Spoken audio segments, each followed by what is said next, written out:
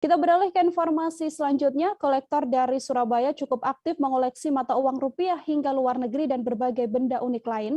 Aktivitas ini biasanya dikenal dengan istilah numismatik.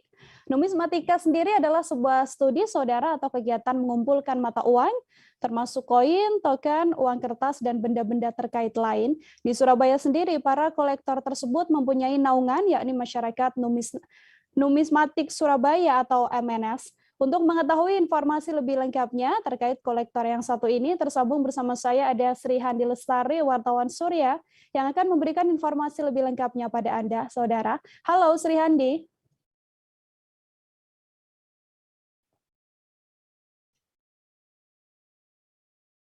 Halo, selamat sore Sri Handi.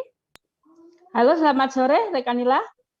Baik, Sri Handi bisa dijelaskan ini koleksi apa saja yang paling menarik dari aktivitas sejumlah kolektor numismatik ini? Oke, terima kasih. Selamat sore Tribuners dan Rekanila. Ini terkait dengan komunitas numismatik Surabaya yang tergabung dalam masyarakat numismatik Surabaya. Itu mereka adalah mereka melakukan sebelum pandemi. Mereka setiap Sabtu dan Minggu berkumpul di halaman kantor pos Kebonrojo Surabaya. Namun selama pandemi ini tidak ada kegiatan pertemuan, tapi saya mendapat kesempatan bertemu dengan Ketua Masyarakat Numismatik Surabaya, yaitu Bapak Boy Jos Rahman. Beliau sebagai ketua. Nah, saat ditemui di rumahnya, saya ditunjukkan kegiatan dari para komunitas numismatik ini, yaitu mereka mengoleksi uang yang masih berlaku dan itu dibuktikan dengan sertifikat yang diikutkan dalam koleksinya. Nah, yang terbaru dari Pak Boy ini kemarin menunjukkan tentang koleksinya terkait uang yang belum digunting nih. Jadi uang itu berbentuk melebar dan panjang.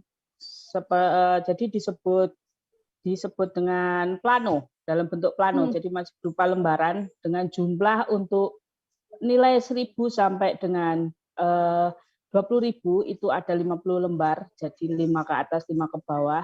Sementara yang 100.000 dan 50.000 itu ada 45 lembar. Itu adalah koleksi terbaru dari dari komunitas ini. Begitu, Rekanila. Sri Handi, kemudian mulai kapan sebenarnya orang-orang yang ada dalam komunitas ini mengoleksi uang-uang unik tersebut?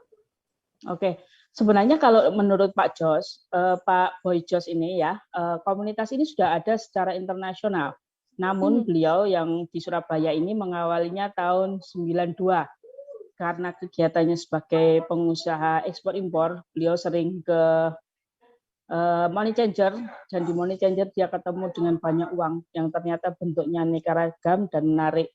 Itulah yang mengawalinya, kemudian dia menjadi kolektor uang.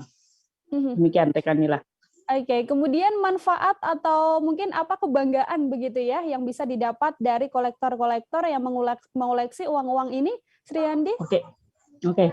Dari penuturan Pak Boy, manfaat dari koleksi ini, beliau bisa mendapatkan banyak teman karena komunitas ini kan internasional, sehingga dimanapun dia berada dia punya teman yang siap membantu dan bisa melakukan komunikasi terkait koleksi uangnya ini. Dan dia juga bisa dekat dengan para pengusaha, para pejabat dan juga lainnya melalui dengan koleksi uang ini. Karena kalau menurut Pak Boy sih, kalau saya ngomong politik ataupun apa, saya bukan apa-apa. Tapi lewat uang ini saya ada hal yang bisa dibicarakan dan membuat nyaman dengan rekan-rekan lainnya. Demikian itu yang disampaikan. Baik, terima kasih banyak Sri Handi atas laporan Anda untuk mengetahui bagaimana sosok selengkapnya dari sang kolektor ini, Saudara.